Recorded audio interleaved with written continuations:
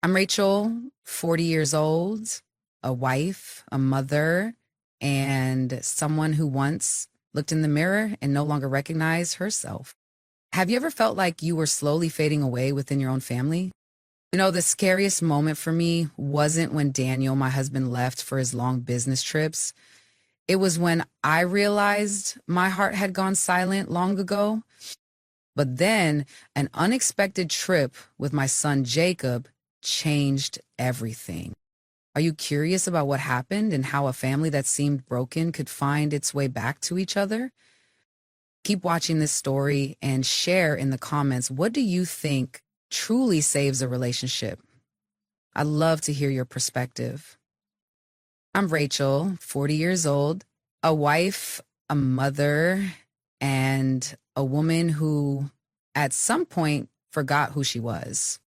15 years of marriage to Daniel had gradually become quieter, filled with routine dinners, brief hugs, and promises to reconnect that always seemed postponed and never came.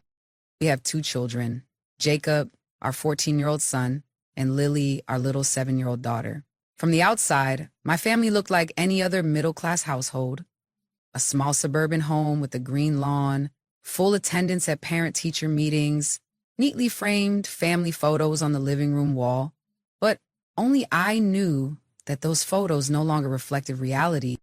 Daniel's a researcher and his work has become increasingly demanding. Long business trips, sleepless nights at the lab, the constant calls saying, "I'm sorry, I can't make it home tonight." These had become the norm. At first, I told myself I understood, that I sympathized. After all, who isn't busy making a living? But slowly, sympathy turned into endurance, and endurance became a bottomless pit of loneliness. Jacob, my son, who once shared everything with me, was growing more independent. He spent more time in his room, listening to music, and conversations about his day were becoming brief. Lily still chirped and laughed like a little bird, but I knew one day she too would grow up and step back to a distance I couldn't reach. I began to wonder, aside from being a mother and wife, what dreams did I once have? Those quiet nights by the window made me hopeful that tomorrow might bring answers. In the glass, whispering to myself, tomorrow will be different. Then one morning, Daniel strode out the door, suitcase ready by his side, leaving the familiar message. "I have to leave for a last-minute business trip. 3 days, okay? Love you." I gave him only a faint smile, answering with a brief kiss on his cheek. When the door closed, only Jacob and I remained in the house. Lily had been sent to her grandmother's for the weekend. I looked at Jacob, distractedly scrolling on his phone, and suddenly blurted out, "Jacob, do you want to go camping with me up in the mountains, just the two of us?" Jacob looked up, surprise mixed with curiosity in his eyes. For the first time in a long while, I saw a small spark there. Not a bright blaze, but a little flicker of interest. "Really, Mom?" he asked, his voice carrying a hint of hesitation. "Really? We've been promising this for a while now, haven't we?" I smiled softly. Maybe even I hadn't expected myself to say that. But in that moment, something inside me stirred. I couldn't keep being silent like this forever. If I didn't start pulling my son closer now, one day that distance would become permanent. That afternoon, I hurried to pack the tent, food, sleeping bags, hiking gear, and off we went. On the winding road up the mountain, I glanced over at Jacob, realizing he was now nearly as tall as I was. "We'll be okay," I told myself. "We just need to begin." What I didn't know was that this trip would turn out to be more than just a camping getaway. It would be a turning point, a place where my son and I would touch the long, silent cracks, where the things never said would finally be heard. Night was falling as my son and I arrived at the campsite by the mountain. A cool breeze rustled through the pine trees, the sound of the leaves soothing my heart a little. Jacob fumbled with setting up the tent, glancing over at me every now and then as if to ask, "Are you sure about this, Mom?" "Let me help," I said, bending down to pull on one of the tent ropes. Jacob chuckled, his 14-year-old voice tinged with both mischief and a trace of maturity. "Are you sure you know what you're doing, Mom?" I laughed back, and a strange feeling welled up inside me, part pride, part sadness. My son had really grown up. He was at that age where he was starting to separate from me to build his own world. Once everything was set up, the two of us sat by the small campfire, roasting bread and sausages. Overhead, the night sky stretched wide, a glittering carpet of stars. Jacob quietly stared upward, his eyes deeper than his years. I glanced at him, wanting to ask, "What are you thinking about?" But I stayed silent. Suddenly, Jacob spoke. "Were you happy?" The question made me freeze, the skewer I was holding suspended midair. My heart tightened. "What, sweetheart?" I forced a smile, hoping to dodge the moment. Jacob didn't look at me, still gazing at the sky. "I mean, are you happy? With Dad, with our family, with everything?" I swallowed hard. Wasn't that the very question I'd been asking myself every night? I don't know, honey," I whispered. "What about you?" Jacob was silent for a long time. Then he let out a sigh far older than his years. "I think sometimes I can tell you're sad, but you never say anything." His words pierced right through the wall I had thought I'd built so securely. I turned, ready to deny it, but Jacob was already looking straight at me, his eyes unusually serious. "I know you're sad when Dad's gone all the time. I know you're sad when I hide away in my room, but you never say anything, Mom. You just stay silent." I couldn't hold it in. I drew a deep breath, my hands tightening slightly. In that moment, all the loneliness, all the bottled up heartache I had buried inside suddenly surged up like a wave. "Jacob," I whispered, my voice catching. Sorry, I didn't know how to say it out loud." Jacob slowly scooted closer, his slender shoulder lightly leaning against mine. "I'm sorry too, Mom. I thought you were okay. But it turns out you're like me. You're lonely too." I let out a soft laugh through my tears, wrapping my arms around Jacob. "Sweetheart, I was worried about not being close to you, Daniel, and the family, and trying to hold everything together. I sometimes forgot myself." We sat together. The only sounds were the crackling of the fire and our gentle sighs. "Mom," Jacob murmured softly, "let's promise each other something, okay? From now on, you and I will tell each other the truth. No more staying silent, no more enduring it alone." I nodded, hugging my son tighter. "Yes, I promise." In the quiet of the night, for the first time in so long, I felt something gently healing within me. Not through grand gestures, but simply through the warmth of reconnecting genuinely with each other. After that quiet moment by the campfire, Jacob and I put out the glowing embers and crawled into the tent. Outside, the wind whispered through the treetops, occasionally stirring the rustling leaves, and the soft chirping of insects filled the air. In the darkness, only the small beam of a flashlight cast faint glimmers onto the tent ceiling. Jacob lay beside me, his hands folded behind his head. He stayed silent for a long time, then let out a quiet sigh. "Mom, have you ever thought about what you wanted?" I turned toward him, hearing that still slightly childlike voice, and my heart softened. "What I wanted, you mean?" "And I mean, what you dreamed of," Jacob answered softly. "When you were my age, did you ever think about who you wanted to be when you grew up? Did you think you'd be happy?" The question left me speechless. I recalled my youthful dreams of becoming an artist, traveling, writing. Eventually, I chose family and stability, setting other dreams aside. I let out a breath. I wanted many things back then, but as I grew up, I thought I had to choose a peaceful life. Jacob turned to look at me, his dark eyes shining. "Do you regret it?" My throat tightened. "I don't regret having you and Lily, but I think I've kind of forgotten myself," I whispered. "There were times I forgot I'm a person too, someone who also needs to be loved, to be heard."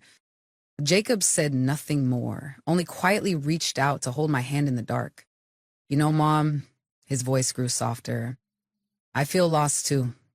At school, at home with Dad, I always try to be strong, but sometimes I just wish someone would ask Jacob, 'Are you okay?'"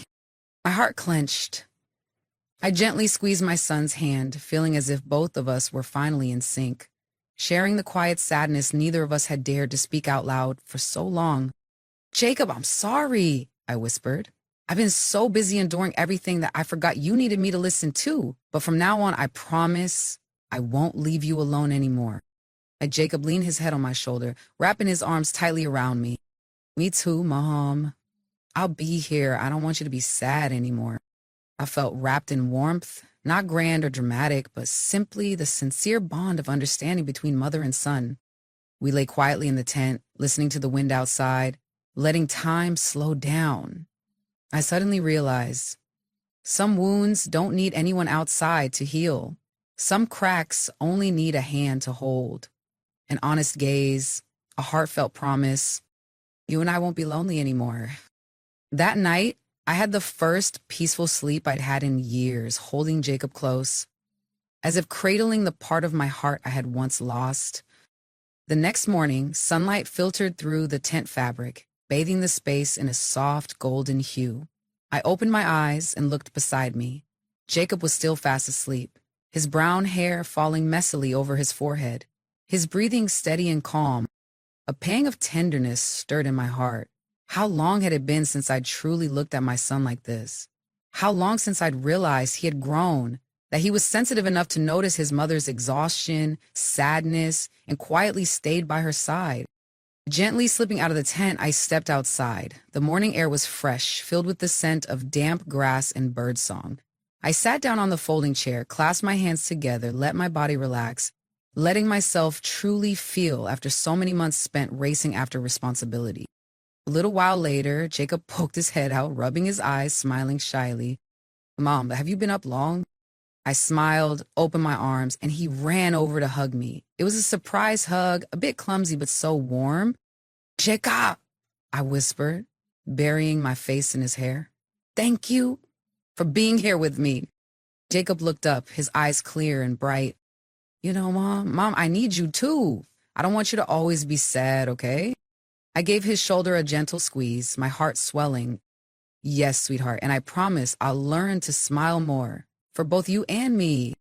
We prepared a simple breakfast together, toasted bread, eggs, and some fruit we'd brought along. In that small moment, I felt something I hadn't felt in my family for a long time, a real connection. Not shallow conversations, not asking out of obligation, but genuine presence. After breakfast, Jacob grabbed my hand, tugging me toward the grassy field by the lake. Mom, let's play a guessing game. And I laughed. All right, I'm ready. Laughter echoed across the meadow, the sound of feet chasing each other across the soft earth, the calls of Mom and Jacob ringing under the blue sky. A part of me, the part that had grown weary, the part that thought it was already old, gradually melted away, making room for liveliness.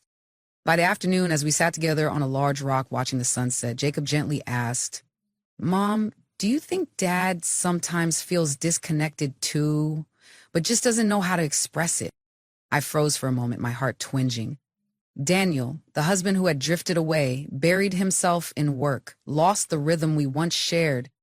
Maybe, I whispered. Everyone has their own empty spaces inside, Jacob, but not everyone knows how to speak about them. Jacob rested his head on my shoulder. I think you're braver than Dad. You spoke up. I smiled softly, feeling a tear slip down my cheek, unsure if it was from sadness or relief. Thank you, sweetheart, I whispered. In that moment, I realized whether Daniel came back to us or not, whether this family stayed whole or not, Jacob and I had found a new bond. Something sacred, something I would never, ever lose again. That evening, after Jacob had fallen asleep in the tent, I sat alone on a wooden bench, a thin blanket wrapped around my shoulders. The night sky cast a faint glow, sprinkled with stars, a scene so beautiful it left me breathless. I closed my eyes, listening to the sound of the wind rustling through the treetops, the soft lap of waves against the rocky shore. It had been so long since I felt truly alone, yet not lonely. Back home, Daniel's absence always weighed heavily. It was like a constant reminder of a distance neither of us was willing to speak about. But here, surrounded by nature, I felt something gentler, as if life itself was whispering to me, Rachel, let yourself breathe. I tucked myself deeper into the blanket, smiling as I listened to the faint chirping of insects. A part of me began to remember feelings long buried. The feeling of being seen by someone, listened to, loved. Not for being a mother, a wife, or the dependable woman, but simply for being me. A small surprise came when my phone vibrated softly in my jacket pocket. A message from Daniel. Rachel, I finished work earlier than expected. I'll drive up tomorrow to pick you and Jacob up, okay? I stared at the screen, my heart pounding. Daniel, who for so long had only sent short, work-focused, distant messages, was now choosing to come to me? And I wasn't sure what I was feeling, anxiety, hope, or simply the fear of facing reality again. But one thing I knew for certain, this trip, this private time with Jacob, had changed me. When I slipped back into the tent, I quietly sat beside Jacob, watching my son's face as he slept.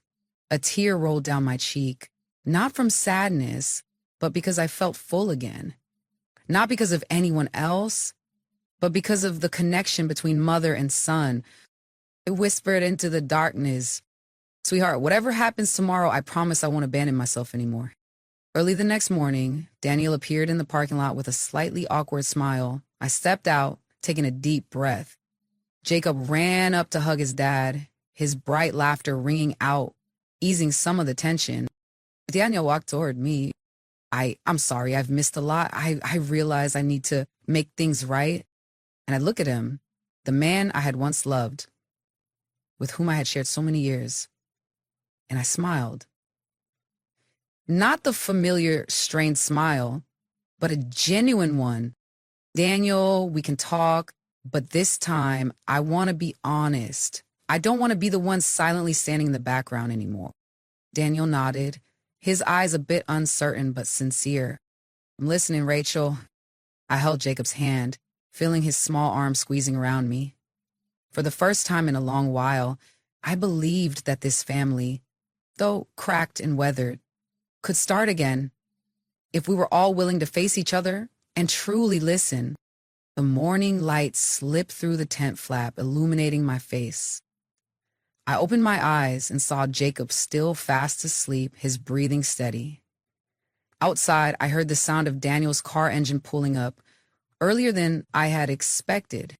My heart pounded. Here it was, the unavoidable moment, facing reality.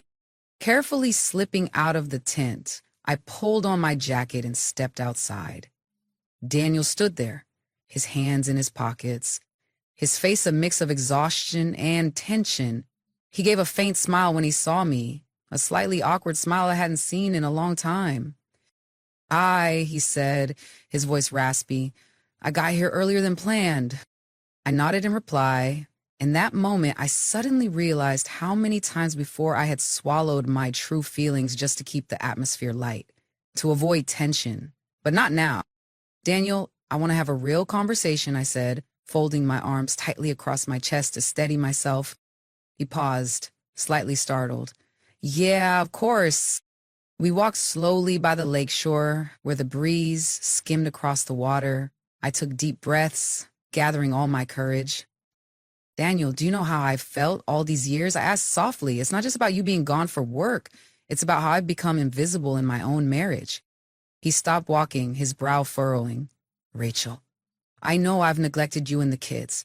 I kept thinking that working hard was for the family, but maybe I didn't see what I was slowly losing."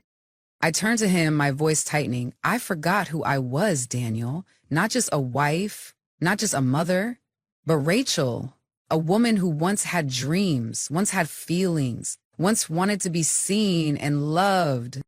Daniel was silent for a long time. Finally, he let out a deep sigh, his gaze dropping to the ground. "I don't know how to fix that. I just know. I don't want to lose you." I looked at him, and inside me rose a swirl of complicated feelings. Affection, weariness, hope, fear. I wasn't sure if we could ever go back to what we once were, but I knew one thing. I didn't want to keep living quietly in the shadows. "Daniel," I said slowly, "I don't need promises or instant change. I just need you to listen. Really listen this time." He looked up at me and nodded. "I'm listening, Rachel." I clenched my hands together, exhaling, feeling part of the weight lift from my chest. I knew the road ahead wouldn't be easy, There would be hard conversations, reopened wounds, cracks needing repair, but at least we had dared to begin. Jacob ran out of the tent, his hair messy, his eyes shining bright as he saw his parents standing together. He rushed over and threw his arms around Daniel. Dad! Daniel bent down, wrapping his arms around his son, his gaze meeting mine, filled with something gentle, perhaps gratitude, or regret, or hope. I wasn't sure. I only knew that in that moment, for the first time in a very long time, I no longer felt alone. After the simple breakfast by the campfire, Daniel and Jacob went for a walk along the lake shore, leaving me alone to pack up. I sat down, took a deep breath, and listened to the sound of the wind brushing through the tall grass. All the feelings inside me were still tangled like a ball of string. Part of me still anxious, part of me relieved that I had finally dared to speak the truth. In my heart, as I absent-mindedly folded the blanket, Jacob slipped back early. He sat down next to me, his deep brown eyes shining with the maturity beyond his years. "Mom," Jacob said softly, "are you sad?" I froze slightly. I had been trying to hide my feelings for so many years, but it seemed my son saw more clearly than I thought. "Yes, I'm a little sad, Jacob," I confessed, gently brushing his soft hair. "But I'm okay. I'm learning not to endure everything alone anymore." Jacob stayed silent for a moment, then whispered, "I heard you and Dad talking this morning. I know you're sad because Dad's gone a lot, but don't be afraid. I'm always here with you." That simple, heartfelt sentence left me speechless. I leaned down, hugging my son tightly, a tear slipping down onto Jacob's cheek. "Thank you, Jacob," I whispered. "Thank you for being my son." A moment later, Daniel returned, his eyes meeting the scene. He stood still for a while, then stepped closer, his voice gentle, slightly awkward. "Rachel, I know I can't change everything in a day, but if you'll let me, I want to try. I want to be here more, listen more, and slow down enough to really see you, see the kids, see myself." I looked up at him, and a strange feeling stirred in my heart. Not absolute trust, but a small, fragile spark of hope. Something that would need to be nurtured with patience. "It's Daniel," I said, my voice soft but steady. "I'm not expecting perfection. I simply want us to truly be there for each other with sincerity and openness." He nodded, his eyes reflecting determination. "I promise." I gave a small, tired but genuine smile. We still had so much to talk about, so many gaps to bridge, but at least we had reached the starting point. Daring to admit the hurt, daring to want healing, daring to step toward each other, even without knowing how long the road ahead would be. Jacob tugged on both mine and Daniel's hands, pulling us toward the lake. "Mom, Dad, look, the sky is so beautiful today," he beamed, his face glowing in the morning light. I took that small hand, feeling something simple yet profoundly clear. No matter how many fears, no matter how many cracks in the heart, as long as there was genuine love between parents, children, and even within oneself, there would always be hope.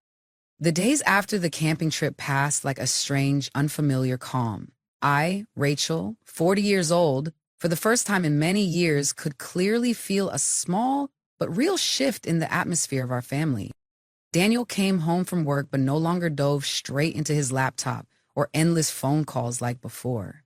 He sat down at the dinner table, asked Lily what she had learned at school that day, and listened as Jacob talked about basketball at school. On some evenings when I was tired after work, he prepared dinner himself. Clumsy, simple, but it made me smile without realizing it. We didn't magically become a perfect family overnight. There were still evenings when I curled up in doubt. Was this change real? Or would it fade away once the pace of life swept him away again? But in those moments, I remember Jacob's whispered words in the woods. "I'm always here with you, Mom." And I felt warmth. One weekend afternoon, the whole family worked together to tidy up the garden, which had long been neglected. Lily ran around picking flowers. Jacob climbed up the tree to hang string lights. Daniel stood next to me, broom in hand, smiling softly. I can't remember the last time we did housework together. I looked at him, a smile crossing my face, a little sad but also relieved. I don't remember either, but at least we're starting again. Daniel nodded, his eyes gentle but tinged with guilt. Thank you for not letting go. That night, as I lay reading in the bedroom, Jacob gently knocked and came in. Mom, he said softly, were you happy today? I pulled him to sit next to me, wrapped an arm around his shoulders and whispered, I'm happy, because I see that I'm not just mom, but also Rachel, a woman who's learning to love herself and her family more fully. Jacob smiled, his eyes bright and glistening. I'll learn with you too, Mom. We didn't say anything more, just sat together listening to the soft patter of rain outside the window. A week later, as I was tidying up the old bookshelf, I stumbled upon letters Danielle had written to me many years ago, back when we were newly married. The youthful, dream-filled words reminded me of the man I had once loved, and also reminded me that both of us, over all these years, had lost parts of ourselves. That evening, I brought the letters to Daniel. He sat silently for a long time, then looked up, eyes slightly red. I've forgotten who I used to be too, Rachel. I placed my hand on his, giving it a gentle squeeze. Do you think we can find our way back? He smiled for the first time in so long, no longer busy, no longer regretful. Only sincerity remained. Let's try together. Life is never perfect, but each day is a new opportunity to learn, to heal, to rebuild something from the broken pieces. If you've ever had a moment where you looked at yourself and wondered, can I start over? I hope this little story has brought you a bit of warmth. Have you ever experienced a feeling of disconnection within your family or even with yourself? What do you think is the most important thing when it comes to mending the gaps that have formed? Please share your thoughts in the comments below. I would truly love to hear your story.